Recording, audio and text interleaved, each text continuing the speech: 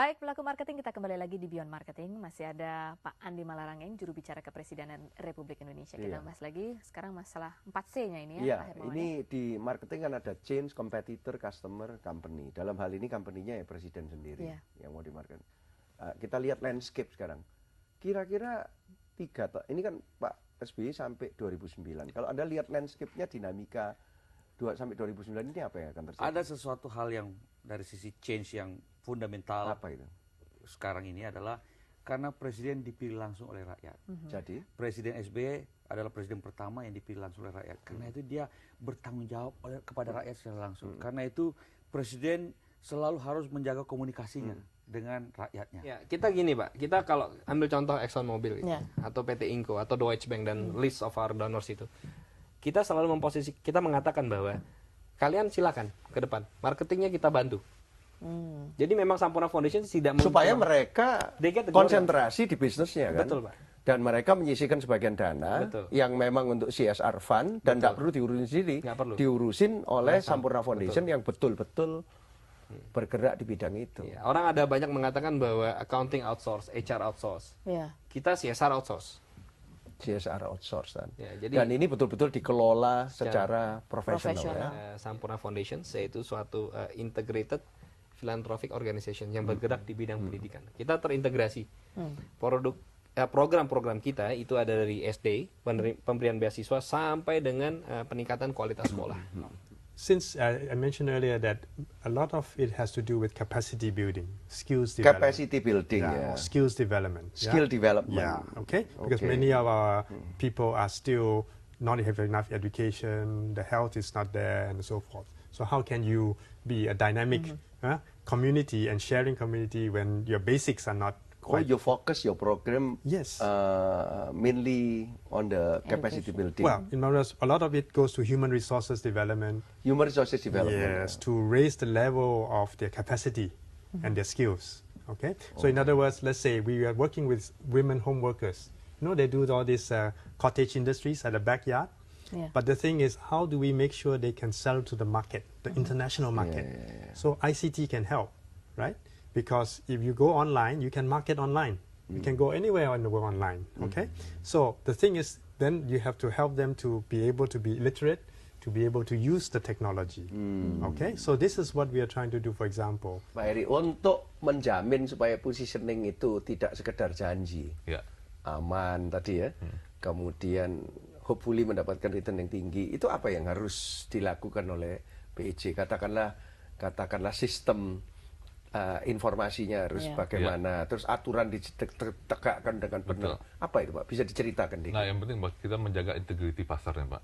Integriti pasar. Itu kata jelasnya gimana itu? Menciptakan pasar yang wajar, teratur, dan efisien.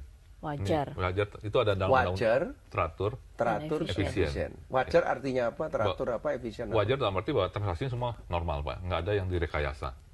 Ya, teratur bahwa itu memang semua sudah ikut aturan yang main, ya kan ya. Efisien dengan biaya kos yang relatif murah kan gitu. Nah ini yang kita coba, ini adalah dalam undang-undang pasar modal. Jadi dengan menciptakan itu kita bisa menciptakan integriti kita dan orang jadi confident dengan kita. Nah kalau kita lihat dalam kurun waktu belakang ini, kenapa asing begitu berbondong-bondong ke kita? Karena mereka melihat bahwa kita sudah punya integriti yang cukup, kita bisa menciptakan pasar yang wajar, teratur, efisien, dan returnnya juga menarik kan itu. Nah kita lihat bahwa ini merupakan satu strategi yang harus kita pertahankan ke depannya. Kalau nggak ada yang mau. Sampai 5 tahun ke depan juga masih di Indonesia. Ya targetnya begitu. Tetapi kalau ada pertumbuhan yang cepat dan kita selalu melihat peluang-peluang ya, kan namanya bisnis ini bisa cepat berubah tergantung kondisi di lapangan. Itu dari marketing mix produknya ya. Kalau cara pricingnya gimana? Biasanya pakai cost plus atau perceived value dari customer, atau biasanya gimana kalau construction ini Pak? Orang tanya costnya berapa, ya lu tambah berapa untungnya gitu Pak. Ya jadi kita dengan adanya investasi ya. Investasi itu kan di bidang infrastruktur, misalnya jalan tol, kita ngitung construction-nya. Nah kita udah nggak bicara cost leadership lagi, kan begitu Pak. Karena kita bicaranya tender investasinya. Gitu. Kalau makanya bergerak beyond construction itu. Construction top biasanya cost plus Pak ya. Iya. Costnya berapa plus dan transparan. Betul. Nggak bisa untung. Dan itu banding-bandingan kan. Sekarang kalau ini investasi terbatas banding-bandingannya, kan harus menawarkan harga uangnya berapa dan sebagainya. Jadi kita sudah bicara cukup banyak ya mengenai Kabupaten Merauke. Ternyata juga Kabupaten Merauke membutuhkan marketing. Nah, sekarang positioningnya apa nih dari Kabupaten Tadi Merauke? sudah disebutin sekilas. Katanya tanah apa perjanjian. Tanah perjanjian, tanah harapan baru. Bisa digali lebih dalam. Kenapa kok begitu? Iya. Atau wilayahnya memang unik begitu atau? Ya sebenarnya secara kodrati Tuhan mentakdirkan Merauke itu sebagai tempat matahari terbit sepanjang abad. Oh, dari timur ya? Iya, dari timur. Bapak sering ngomong katanya mengirim matahari Indonesia dari Merauke.